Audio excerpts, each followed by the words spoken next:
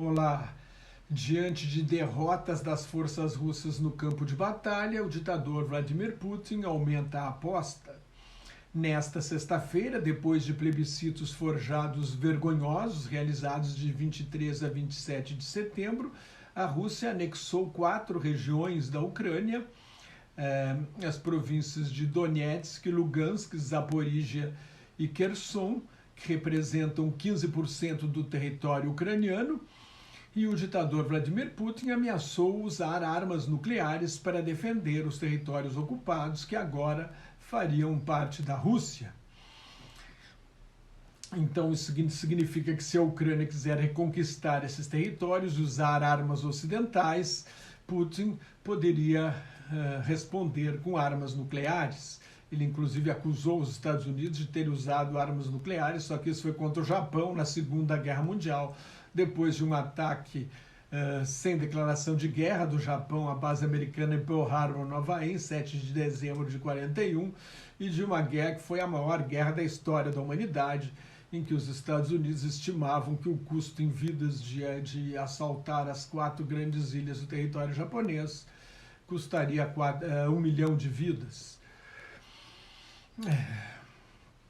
Então, enquanto elimina todas as chances de uma negociação de paz, o Putin propôs um cessar-fogo à Ucrânia e ao resto do mundo, que ninguém tem como aceitar, porque seria necessário primeiro aceitar esta anexação ilegal feita com base em plebiscitos forjados. A guerra entra assim num momento perigoso. O presidente Volodymyr Zelensky declarou que não negocia mais com Putin, só com o próximo líder russo, que pressupõe que o atual seja derrubado.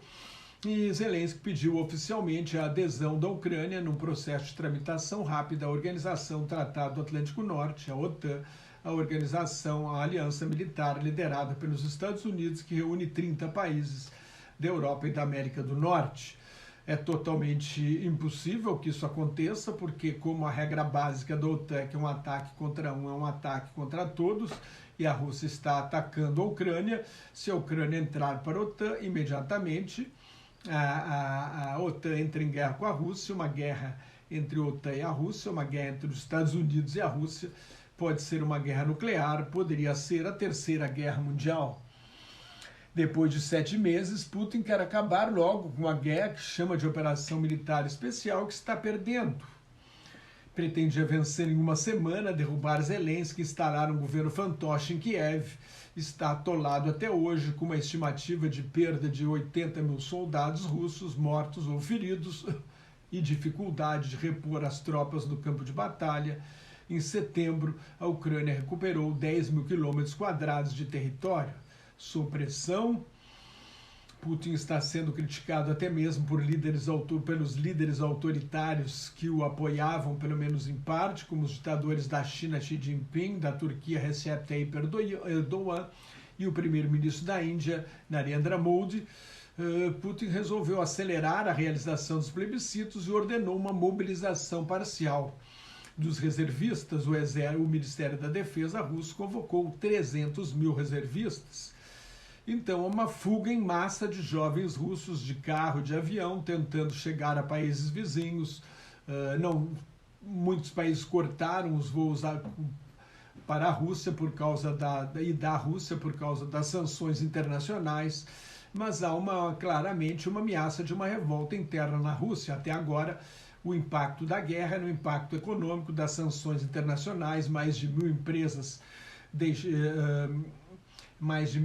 estrangeiras saíram da Rússia, então não tinha mais McDonald's nem iPhone, por exemplo, para a venda dentro da Rússia, mas as populações de grandes cidades como Moscou e São Petersburgo viam a guerra como uma coisa distante. A maioria dos soldados eram da Sibéria ou de regiões como o Cáucaso, a Chechênia, e agora o impacto da guerra pode ser uma carta do governo com uma ordem de recrutamento de se apresentar a uma unidade militar para ir para a guerra.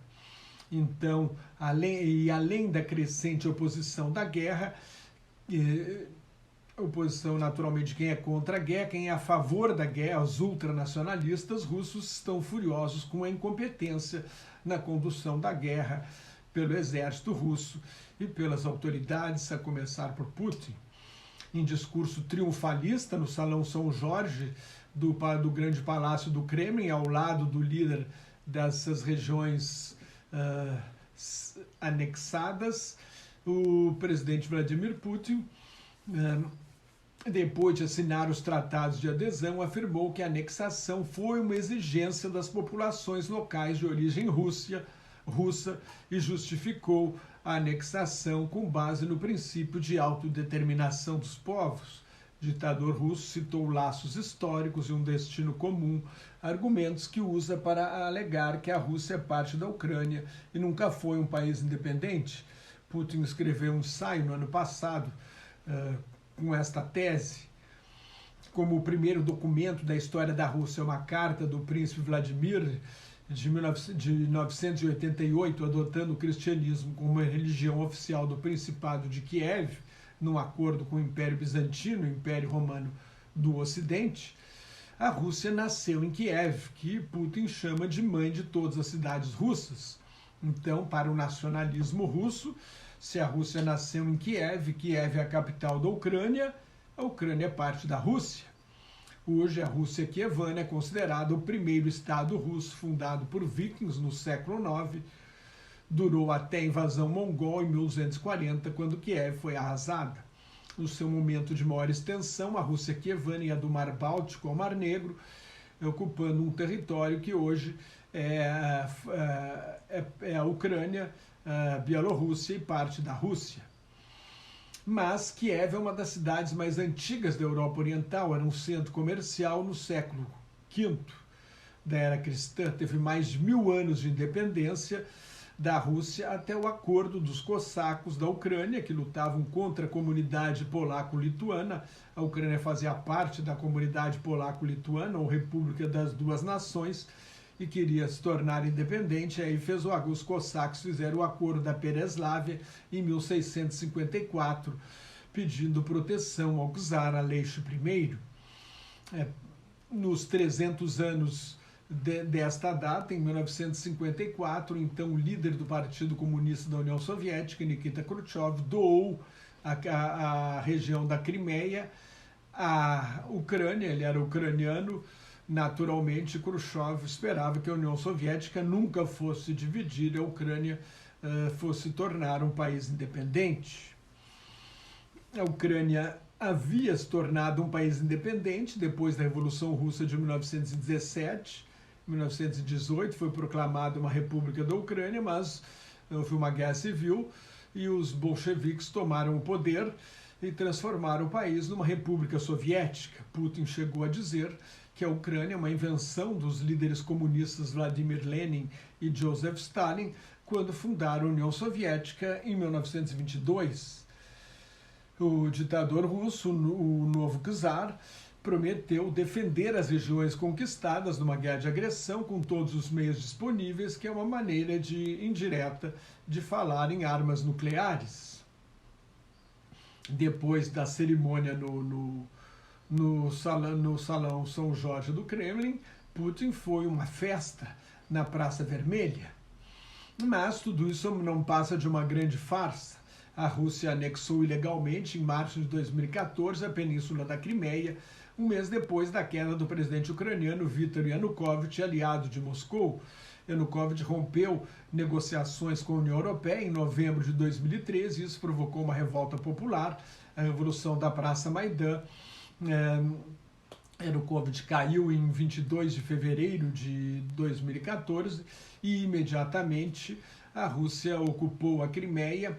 Havia soldados russos da frota do Mar Negro da União Soviética, que foi dividida entre Rússia e Ucrânia e estava baseada em Sebastopol, na Crimeia. 82% dos soldados eram russos e foram os que começaram a ocupação da Crimeia. Depois ainda chegaram mais soldados, inclusive sem identificação, os homenzinhos verdes, e a Rússia tomou a Crimeia.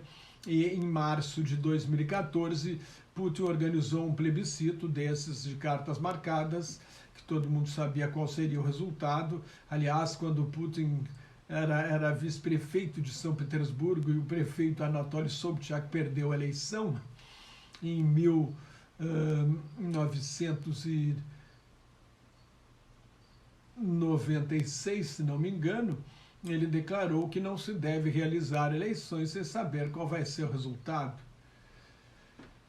Então, em março de 2013, de 2014, a Rússia anexou a Crimeia e em 6 de abril daquele ano, 2014, começa uma guerra no leste da Ucrânia insuflada pelo Kremlin. Não havia movimento separatista, não havia reivindicação das populações locais para aderir à Rússia. É obra de Putin.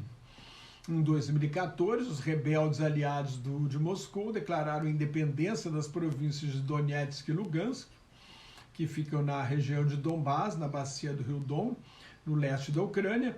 Nos acordos de Minsk, em 2015, negociados pela Rússia e Ucrânia com mediação da Alemanha e da França, a Rússia prometeu devolver os territórios à soberania ucraniana em troca de garantias de ampla autonomia.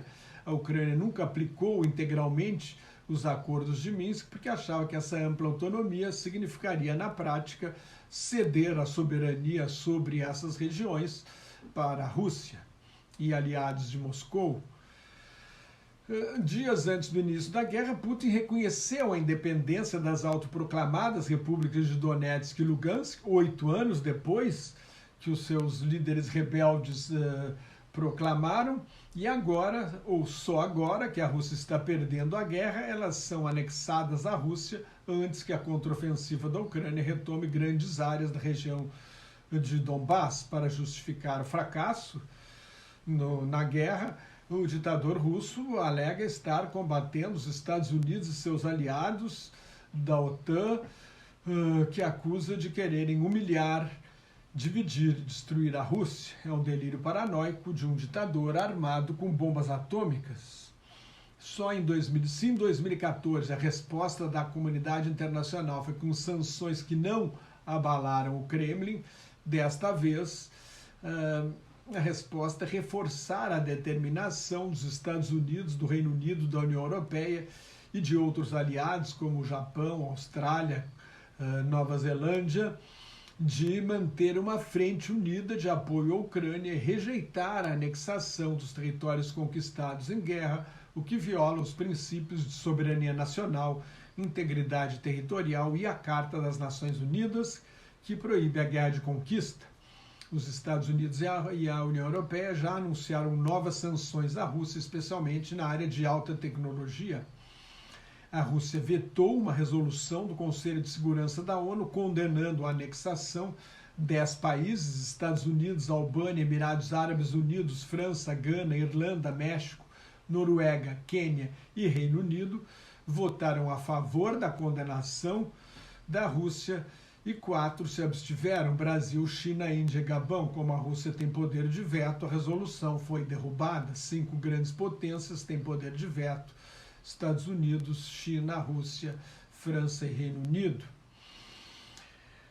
Os plebiscitos foram totalmente ilegais e ilegítimos, convocados em cima da hora, sem tempo para a campanha. Não houve campanha de espécie alguma, muito menos contra a anexação. São áreas ocupadas militarmente. Os ucranianos votaram sob a mira de metralhadoras, os soldados russos foram de porta em porta. Nos plebiscitos de Putin não tem voto secreto, as cédulas tinham o tamanho de folhas de papel de ofício e eram colocadas em urnas transparentes, todo mundo via em quem estavam votando.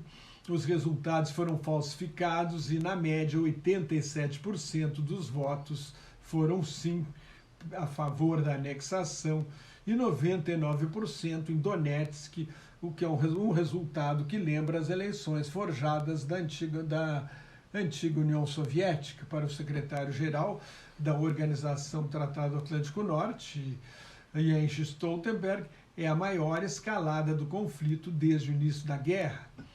Na opinião do historiador, cientista político britânico Anatole Lieven, professor do King's College de Londres e diretor do Queen's Institute for Responsible Statecraft, há um fracasso total da estratégia da Rússia na Ucrânia desde a invasão de 24 de fevereiro. Lieven acredita que a própria convocação de reservistas demorou porque é a confissão do fracasso e entende que a operação militar e que revela, né, que a operação militar é uma guerra em grande escala.